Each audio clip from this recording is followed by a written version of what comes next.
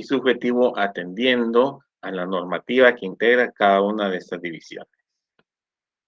Antes de dar inicio al tema de la clase, se me permite recordarles que efectivamente la universidad ha autorizado que puedan todavía remitir su formulario de inscripción o la boleta de inscripción, que es la que ustedes ven en pantalla, debidamente llena y firmada con todos sus datos, sus generales, el nombre de los cursos que se van a asignar, así como su firma, la fecha de dicho documento. Esto para que puedan de alguna manera validar sus cursos al final del semestre y que esta inscripción o esta asignación de cursos sea la que consideren las autoridades universitarias en el aspecto de registro académico para la promoción de los cursos que ustedes están llevando. Esta boleta pues deberá o podrá descargarse de la página oficial de la universidad, consignan todos sus datos y se presenta a la sede académica para que esta asignación sea válida. La sede académica pues la remitirá al registro respectivo para la asignación correspondiente. Si tienen dudas o alguna consulta respecto a la asignación o a cómo llenar su boleta, pueden abocarse a la subsede académica a efecto de poder recibir la guía o las instrucciones o bien solventar las inquietudes que ustedes puedan tener. Asimismo, se nos ha solicitado que les podamos hacer un pequeño recordatorio respecto a el programa PAS. Este programa, como ustedes saben, es de proyección social que hace la Universidad Rural de Guatemala, por lo que solicita que ustedes como estudiantes se aboquen a su sede académica para coordinar las acciones de dicho programa. Este programa no solo les va a servir a la universidad en su proyección social, a ustedes como estudiantes y futuros abogados en su proyección social, sino también van a permitirles que ustedes puedan ayudar o paliar alguna crisis, alguna situación que alguna persona o algún grupo familiar pueda estarse presentando en este momento. Derivado de eso, pues se les recuerda y se les insta para que se aboquen. Recuerden que este programa es un beneficio social hacia la población que ustedes van a dirigir o destinar la actividad a realizar. Como objetivo de la clase, entonces, en esta semana tenemos que ustedes como estudiantes conozcan la forma en que se divide el derecho de familia. Es decir, qué materias podemos ver dentro del derecho de familia o qué comprende el derecho de familia, la naturaleza del mismo y lo establecido en algunas de estas normas con relación al derecho de familia. Naturaleza de las disposiciones legales relativas a la familia.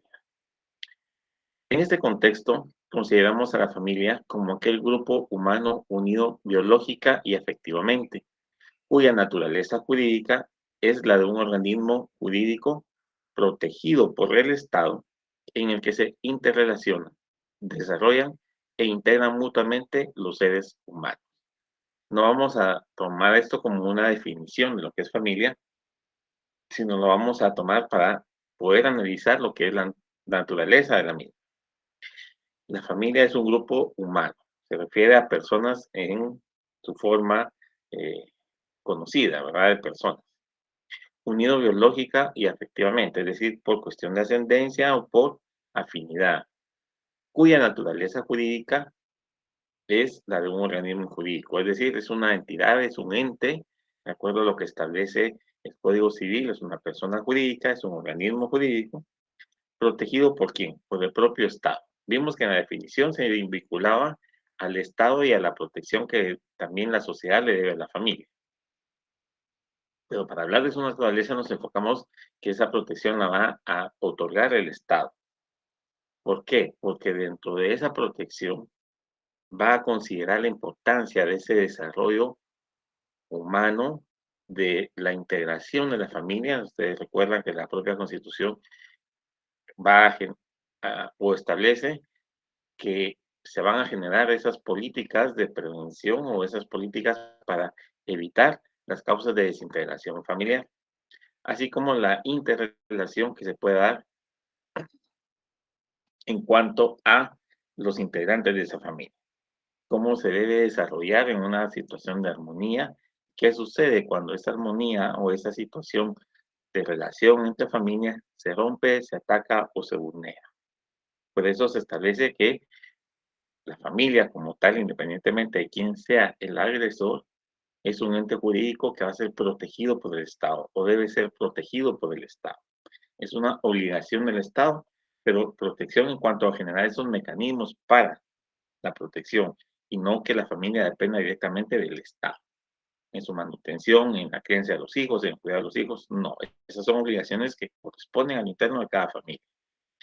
Por eso se recordarán ustedes que también se estableció en una de las definiciones que todas las personas tienen un rol asignado dentro de esa familia. Papá tiene que trabajar, la mamá cuidar a los hijos, si ese fuera el caso, o al revés, porque vemos ahora hogares que han ido cambiando en esa tendencia. La mamá es la que sale a trabajar y el papá es el que cuida a los hijos, el que atiende las cuestiones del hogar. Esas situaciones, saliendo del machismo y de cualquier pensamiento arcaico que se pueda tener, se están dando hoy en día. Y por eso hay que proteger a la familia como tal, como núcleo de la sociedad, independientemente de quién pueda estar ejerciendo o quién vaya a ejercer actos en contra de la familia. Este derecho de familia goza obviamente de autonomía, esa autonomía de voluntad de las partes en cuanto a su aplicación, pero esa autonomía también se establece respecto a no encuadrarla específicamente en una rama del derecho público o una rama del derecho privado o parte del derecho civil o como un todo el derecho civil o como un todo el derecho penal o las sanciones a las infracciones que puedan haber. No, vamos a ver que más adelante la naturaleza nos va a generar esa duda en cuanto a qué rama del derecho la vamos a enfocar, pública o privada. Y esa autonomía, para no considerarlo dentro de ninguna de las dos o considerarlo en una especie de autonomía mixta o de integración mixta, se basa en 6 criterios. El primero de esos criterios es el legislativo. Como ustedes sabrán, en Guatemala no existe como tal un código de familia, un código a favor de la familia o una normativa específica en relación a familia. Esta, al contrario, está dispersa en diferentes cuerpos normativos, partiendo de la Constitución y convenios y tratados internacionales, para normas como la Ley de Tribunales de Familia, la Ley de Violencia Intrafamiliar, la Ley de Protección Integral de Niñez y Adolescencia, la Ley de Protección del Adulto Mayor. Todo ese cuerpo legislativo, todas esas normas legislativas integradas en distintos cuerpos son de distinta índole, porque el derecho civil es un derecho privado, pero por ejemplo la Ley de Tribunales de Familia de derecho público, la Ley de Protección, eh, perdón, la Ley para prevenir, sancionar y erradicar también es derecho público. Entonces vemos que existe ya ese cúmulo de legislación y que está dispersa en esas dos ramas, pública y privada. El segundo criterio que se basa para considerar una autonomía del derecho familiar es el criterio jurisdiccional. Este porque existe eh, una ley, la ley de tribunales de familia, que establece o regula que existe una jurisdicción privativa, es decir, órganos jurisdiccionales especializados para conocer, resolver todos los asuntos concernientes al tema de familia o derecho de familia. Conocer pensiones alimenticias, conocer divorcios, conocer fijación, juicio de alimentos, cuestiones de, por ejemplo, no sé, algún otro tema, paternidad y filiación, cuestiones propias del derecho de familia. Hay órganos especializados para conocer en cuanto a esas situaciones que puedan ocurrir de esa relación intrafamiliar. El tercer criterio es el criterio pedagógico. Muy pocas universidades y lugar es de las que tienen excepción, si no es que la única, en cuanto a formar dentro de sus principios académicos a alumnos con un conocimiento, aunque sea general, en cuanto al derecho de familia. Muchos de los que ahora ya somos profesionales o que estudiamos con pensums diferentes pueden considerar o pueden verificar o pueden preguntar ustedes a los colegas que conozcan si recibieron algún curso especializado en derecho de familia. Y muchos les vamos a decir que no. Yo, por ejemplo, recibí un derecho civil casi que a la par de un derecho procesal civil, ya cuando uno va avanzando en los derechos civiles, y no hay nada específico, o sea, no le enseñan a uno cómo plantear un juicio oral de alimentos, cómo oponerse, cómo pronunciarse, en qué momento plantear excepciones. Lo enseñan de forma muy general, dependiendo del Código Procesal Civil y Mercantil. Entonces, ese aspecto pedagógico que se está tomando en consideración y está teniendo más realce, es lo que nos forma un tercer criterio para establecer esa autonomía del derecho de familia. La cuestión bibliográfica que va de la mano con el criterio pedagógico en cuanto a los estudios que se están realizando, vimos en la primera semana el estudio de Luis Morgan en cuanto a qué es familia, de dónde viene la familia, y que muy difícilmente al día de hoy haya algo que nos contradiga toda esa información que él plasmó. No obstante haber pasado más de 100 años, son muy pocos los autores que hablan o estudian aspectos relacionados con la familia y que consideran o plasman de esos pensamientos en alguna información impresa, sea libro, revista, periódico, pero es muy poco. El cuarto criterio es el quinto, perdón, es el criterio institucional y el sexto procesal. El institucional está no estrechamente relacionado, pero sí de alguna manera relacionado con los órganos jurisdiccionales, en cuanto a institución que se va a encargar de solventar los inconvenientes que se puedan dar dentro de la familia. Pero también hay instituciones que velan por el bienestar de la familia, hay instituciones que velan por la protección de la niñez y la adolescencia o del adulto mayor, hay instituciones que velan porque la familia se mantenga integrada, se mantenga unida. Y un ejemplo de esas instituciones podemos mencionarles la Oficina de la Mujer de las Municipalidades. Esa oficina tiene como función mantener el núcleo familiar unido. Hay diferencias intramaritales o hay diferencias en cuanto a los niños y cuestiones que se pueden resolver sin necesidad de llegar a un proceso judicial, pues esa oficina está para eso, para atender ese tipo de cuestiones. Y la municipalidad, por todos los que estudiaron en el Código Municipal, sabrán que es casi que obligación que se tenga esa oficina.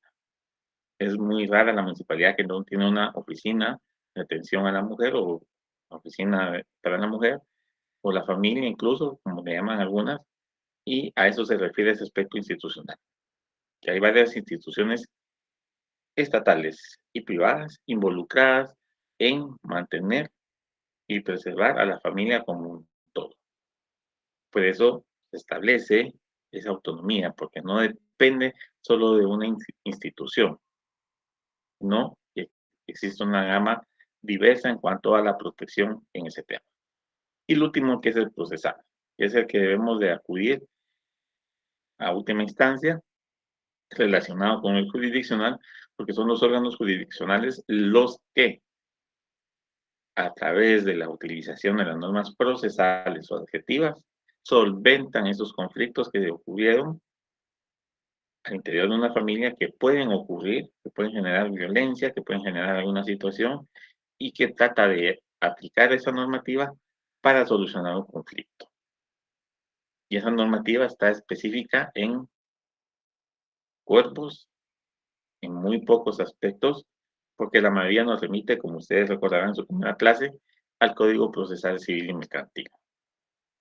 Entonces, tomando en consideración esos 6 criterios, los estudiosos consideran que el derecho de familia debe ser autónomo, porque no está relacionado con una rama específica, como puede ser el derecho público, porque hay normas como Código Civil que corresponden al privado, ni solo en lo privado, porque hay normas de derecho público, como la ley de tribunales de familia, que se salen de la esfera de lo privado y pasan al aspecto público. Entonces, al momento, no existe un criterio unificado en los tratadistas y en los colegas con los que he consultado en cuanto a ubicar el derecho de familia en el área pública o en el área privada.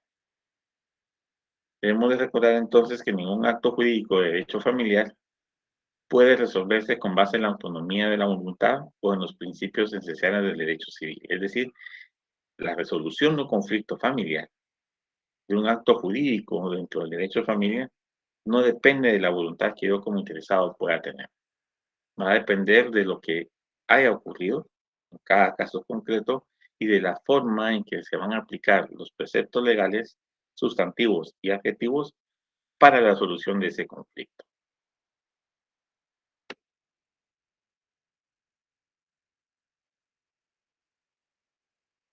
El derecho familiar, entonces, para algunos, es de orden público y de interés social.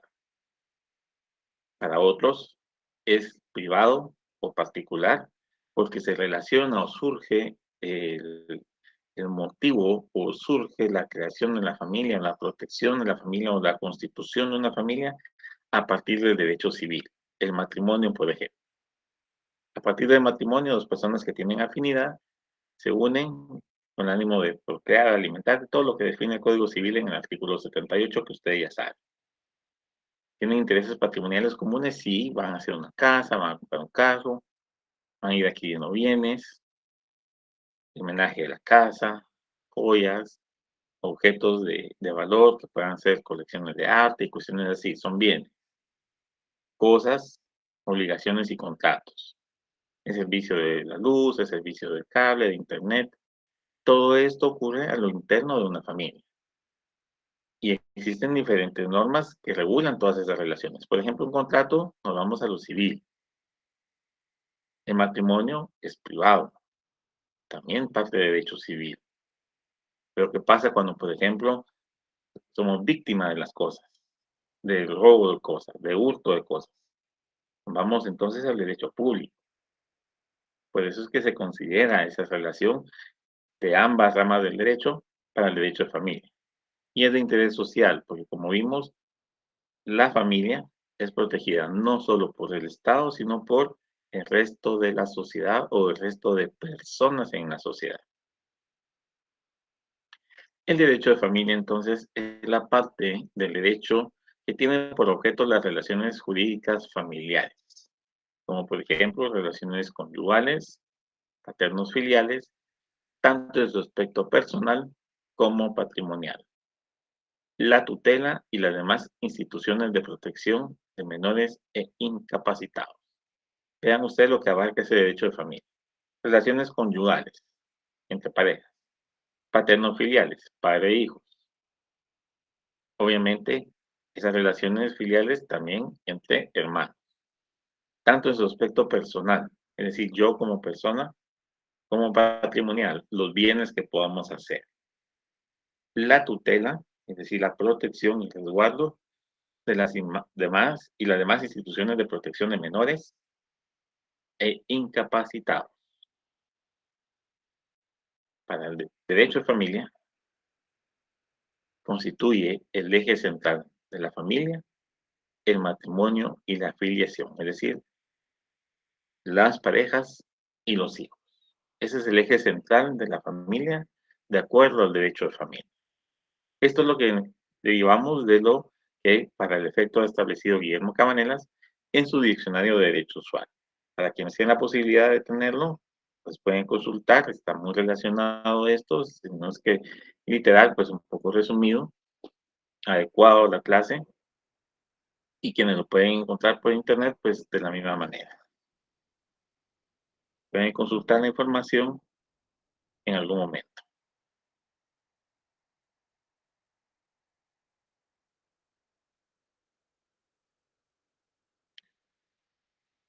Vamos a hablar un poco entonces de algunas de las normativas que comprende el derecho de familia para que ustedes vean y formen su criterio en cuanto a dónde ubicar la naturaleza del derecho de familia o bien si consideramos que es autónomo el derecho público y derecho privado.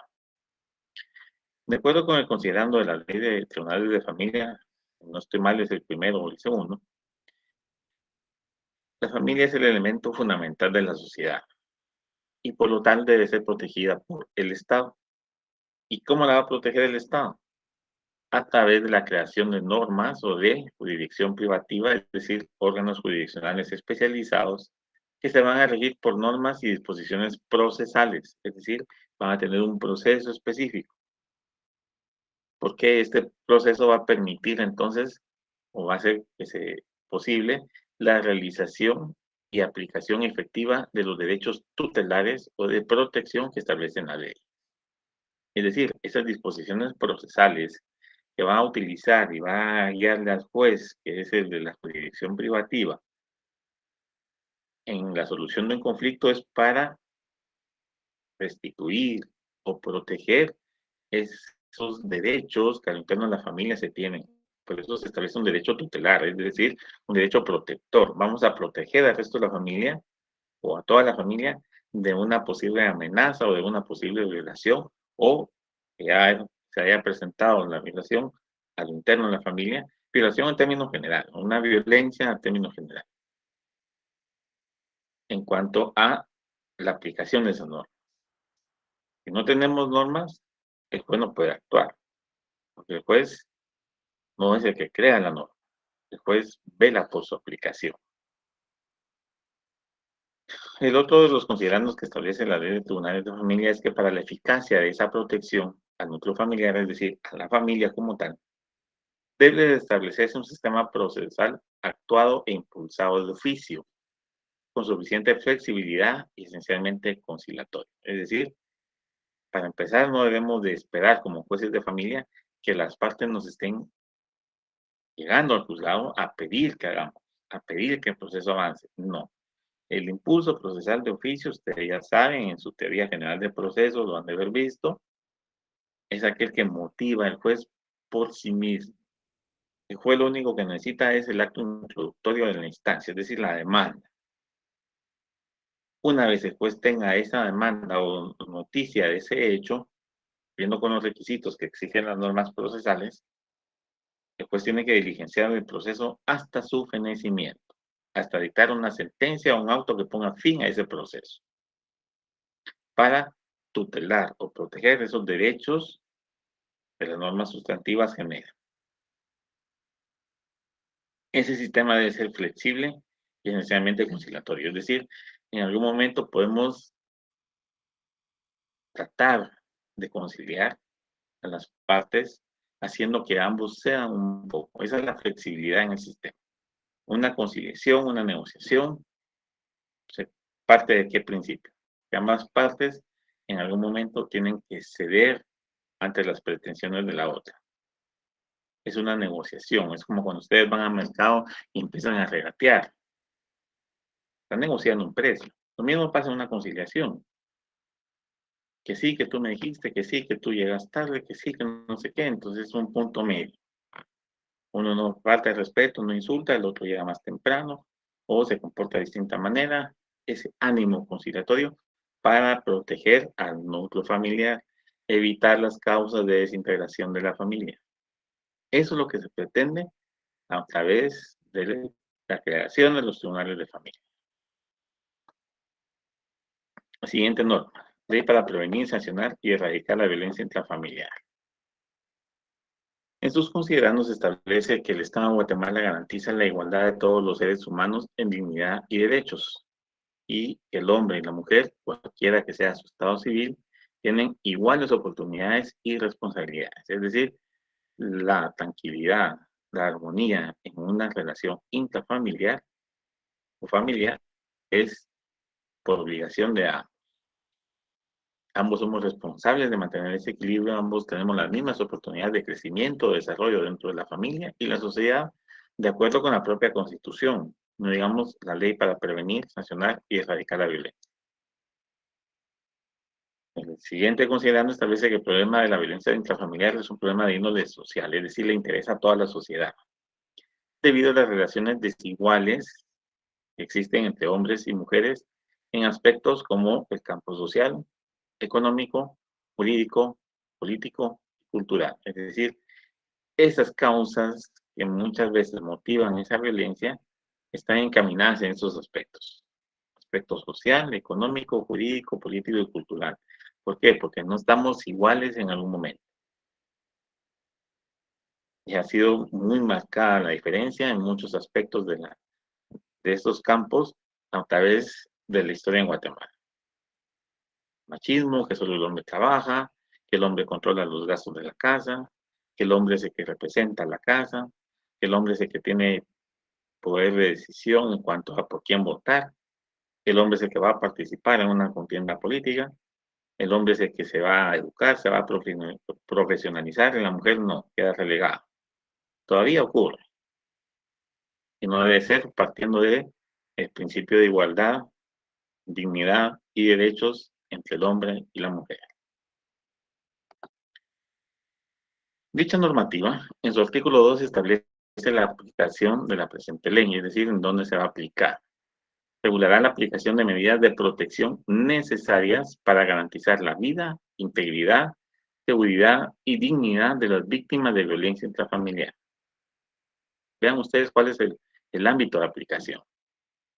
Medidas de protección necesarias. ¿Para qué? Proteger, tutelar la vida, la integridad, la seguridad y la dignidad de las víctimas de violencia intrafamiliar. Es decir, tuvo que haber ocurrido un acto de violencia para aplicar esta normativa. Tiene como objetivo brindar protección especial a mujeres, niños, niñas, jóvenes, ancianos y ancianas y personas discapacitadas, tomando en consideración las situaciones concretas o específicas de cada caso. Es decir, atendiendo a lo que se vulneró, a quien vulneró ese derecho, así se va a aplicar la normativa. Con especial protección, mujeres, niños, niñas, jóvenes, ancianos y ancianas, no hace una referencia a adulto mayor en general, que los divide de esa forma, y personas discapacitadas. Esas medidas de protección que establece la ley para prevenir, sancionar y erradicar la violencia intrafamiliar se aplicarán independientemente de las sanciones específicas que puedan estar establecidas en el Código Penal. ¿Sí? Es decir, que el hecho de haber aplicado esto no nos impide aplicar lo penal, o el hecho de sancionar la conducta a través de un tipo penal no nos impide la aplicación de esta ley, así como las demás leyes penales especiales e incluso el Código Procesal Penal en cuanto a la forma de aplicar o diligenciar esas medidas de seguridad. La siguiente normativa, que es la Ley de Protección Integral de Niñez y Adolescencia, nos establece en su primer considerando que la misma plasma que es deber del Estado garantizar y mantener a los habitantes de la nación, no hace distinción alguna, en el pleno goce de sus derechos y de sus libertades, siendo su obligación proteger la salud física, mental y moral de la niñez y la adolescencia, así como regular la conducta de los adolescentes en conflicto con la ley o que violan la ley penal. Vean la importancia de este considerando, porque este es el punto de partida de dicha ley.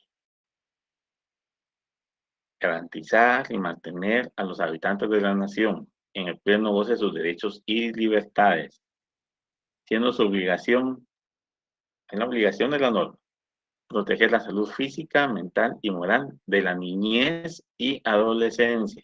Nada más. De los 18 años en adelante se dan otras normativas. De 17 años menos 18 años menos un día para atrás es esta ley. Así como la conducta de los adolescentes que violan la ley penal o que transgreden la ley penal o que entran en conflicto con la ley penal. Dicha ley tiene por objeto, de acuerdo a su artículo 1, ser un instrumento jurídico de integración familiar. Recuérdense que hay que proteger el núcleo familiar, hay que conciliar de una forma flexible. Y la promoción social, es decir, ese desarrollo social, ese beneficio, esa oportunidad de crecimiento al interno de una familia para su proyección ante la sociedad y un crecimiento en beneficio de la familia. ¿A través de qué? Ese desarrollo integral y sostenible de la niñez y adolescencia, es decir, facilitarles sistemas de educación, facilitarles vacunación, facilitarles el poder, por ejemplo, recibir clases de arte, pintura, de música, pero un buen programa de desarrollo integral, con buenas políticas de desarrollo para la niñez y adolescencia. Desafortunadamente a veces cambian cuando cambian autoridades del gobierno central, pero eso es otra cosa. El artículo 3 de dicha normativa también establece cuál es el sujeto de derecho y los deberes que se tienen. El Estado deberá respetar,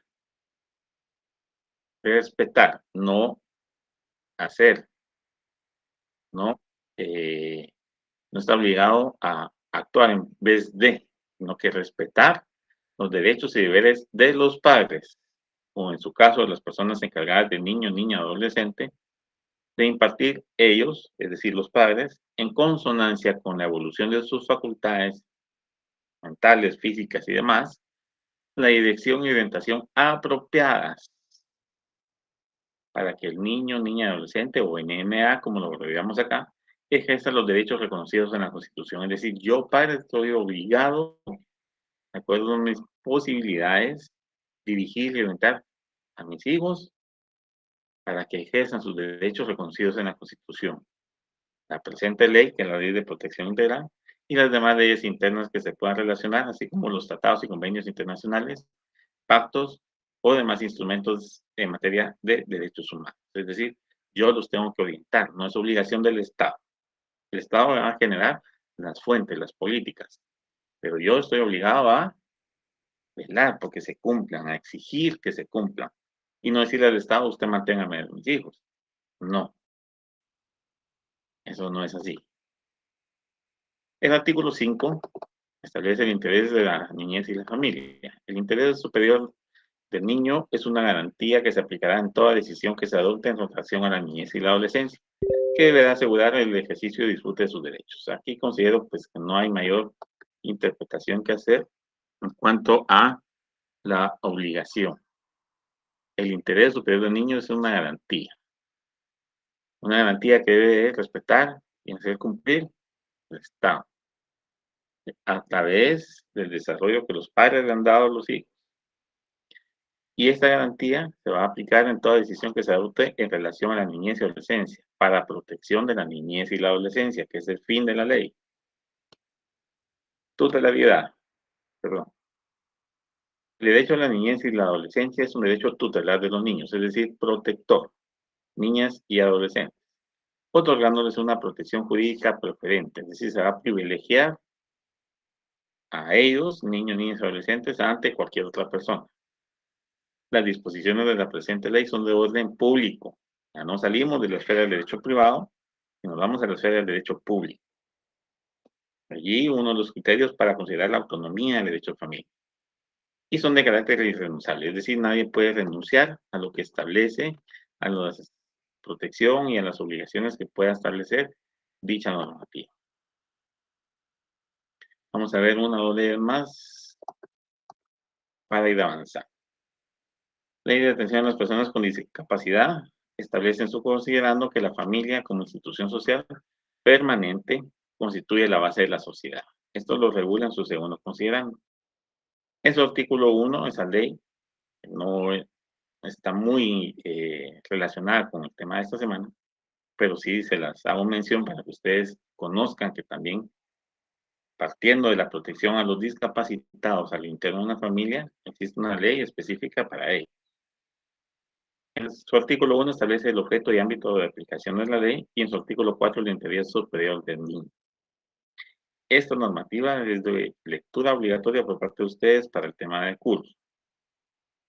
Ley de atención a las personas con discapacidad porque se regulan varios aspectos sociales, educativos y laborales. Por último, creo que es la última de las leyes que vamos a mencionar, la ley del programa de aporte económico del adulto mayor. Establece esta normativa en su primer considerando que corresponde al Estado la protección de la salud física, mental y moral de los menores de edad y los ancianos, según el considerando, no se les olvide, a quienes debe garantizar su derecho a la alimentación, salud, educación, seguridad y previsión social. El derecho de familia, entonces, podemos decir que es el conjunto de normas e instituciones jurídicas que regulan las relaciones personales, todas las personas humanas dentro de esa familia, y patrimoniales, objetos, bienes, cosas y demás, de los miembros que constituyen la familia, entre sí y respecto de terceros, es decir, nuestras relaciones a lo interno de la familia y ante la sociedad. Como ya hemos dicho, en Guatemala no existe entonces un código de familia. Sin embargo, las relaciones entre cónyuges y entre padres e hijos están básicamente contempladas en el Código Civil. Dentro de ese cuerpo legal, es decir, del Decreto Ley 106, Código Civil, encontramos el derecho de familia básicamente en el libro 1, denominado, ustedes lo pueden corroborar, de las personas y de la familia. El actual Código Civil, Decreto Ley 106, no establece una definición legal para el término de familia. Sin embargo, se puede señalar que es la institución social, permanente y natural, compuesta por un grupo de personas ligadas por vínculos jurídicos emergentes de la relación intersexual, es decir, entre géneros, y de filiación intersexual, pareja, esposos o los que están unidos de hecho, y de filiación ascendente y descendente. No se les olvide. Considero entonces que es necesario hacer una división de esas normas de derecho de familia para poder separar de una manera un poco más concreta y ordenada cada una de esas normas, es decir, dentro de lo privado y dentro de lo público, dentro de lo objetivo y lo subjetivo, ¿sí? Derecho de familia objetivo. Es el conjunto de normas que regulan el nacimiento, modificación y extinción de las relaciones familiares.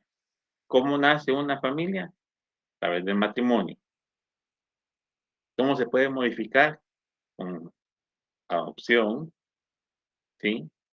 Con una modificación, con un juicio de paternidad y filiación, o cómo se extinguen esas familias. Un divorcio, por ejemplo, la ausencia o muerte presunta. Eso es el derecho de familia objetivo. Desde el punto de vista objetivo, entonces, se ha dividido el derecho de familia en derecho de familia puro o personal, es decir, personas, la relación de las personas en la familia, y el derecho de familia patrimonial, o sea, en relación a los bienes de la familia. El primero, o personal, regula esos vínculos personales de la organización familiar, que me une a mí con mis hijos, con mi esposa, mis padres, mis abuelos, mis primos, mis tíos. Y el segundo regula los vínculos patrimoniales derivados de esa relación familiar. Obligaciones dentro de la casa, comprar la casa, pagar el auto, los servicios, agua, luz, teléfono, cable, internet, sobre todo ahora que el internet es tan necesario para las clases virtuales. Esas relaciones están dentro de lo que es el derecho de familia, en el Código Civil. Dicho código, o dicho libro, mejor dicho, está dividido de dos formas. El título 1, que habla de las personas. Aquí hace una división de las individuales y jurídicas. Individuales, yo. Jurídicas, como un ente jurídico, un organismo jurídico, podemos considerar a la familia. El domicilio y la ausencia. Eso en cuanto a cuestiones personales.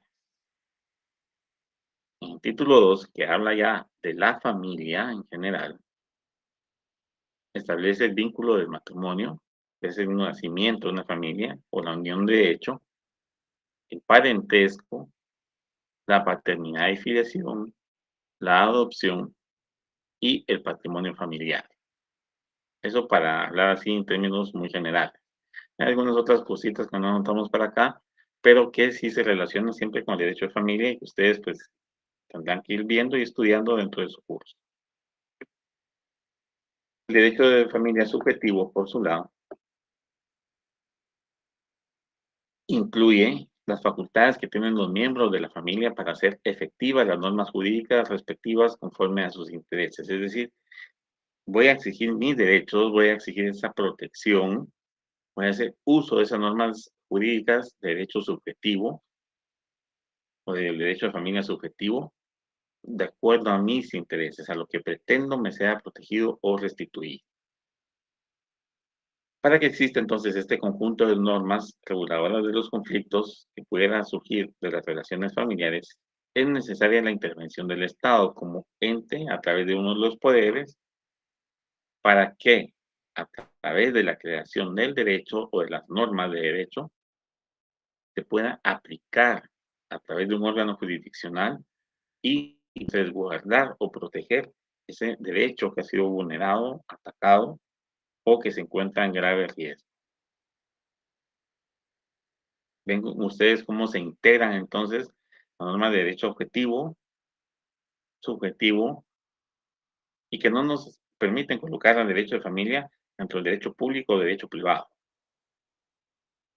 Y va más encaminada a esa autonomía del derecho de familia. Dentro de las normas que podemos citar como normas de derecho subjetivo o de carácter hasta cierto punto público, tenemos la ley de tribunales de familia que vimos, la ley para prevenir, sancionar y erradicar la violencia intrafamiliar, Código Procesal Civil y Mercantil, Código Procesal Penal, dentro de las normas que he mencionado. Es decir, también está la de protección integral y alguna otra que se me ha escapado, creo que la de discapacidad también es de derecho público. Esas son normas de derecho subjetivo porque vamos a aplicarlas para solventar un conflicto. Hasta aquí entonces, jóvenes, la clase el día de hoy. Espero que el tema haya sido de interés. Cualquier duda, cualquier situación que ustedes presenten con relación al tema, remitan sus consultas a través del correo electrónico, no por chat, no por Messenger o esa aplicación del correo en cuanto a mensajes como que fueran de aplicaciones tipo Messenger o WhatsApp. No. Planteen sus dudas, sus inquietudes a través de un correo electrónico para poderles dar respuesta. Las preguntas que a continuación aparecen no son tarea, no son para que las manden de regreso o se tomen a la molestia de hacerlas en un documento de Word o PDF y mandarlas. Son preguntas para que ustedes fortalezcan su estudio. No son las preguntas que aparecen en el examen o que van a venir en el examen. Por favor, no las memoricen, no se las aprendan, no las tengan como chivo, porque el examen es totalmente distinto. Estas preguntas, por favor, tómenlas como preguntas que ustedes sacan para su estudio y no las preguntas del examen. Eso ha sido todo por el día de hoy, entonces se agradece la atención que me pudieron haber prestado. Los dejo hasta acá porque pues ya por lo avanzado de la hora sé que muchos están por desear terminar sus actividades e irse a descansar. Nos vemos entonces la próxima semana, no sin antes reiterarles la información en cuanto a su formulario de asignación de cursos en inscripción, así como abocarse a su sede o unidad académica para recibir lineamientos con relación al programa PAS. Tengan ustedes una muy feliz noche y espero que la próxima semana nos podamos encontrar a través de una clase más. Muchas gracias por su atención.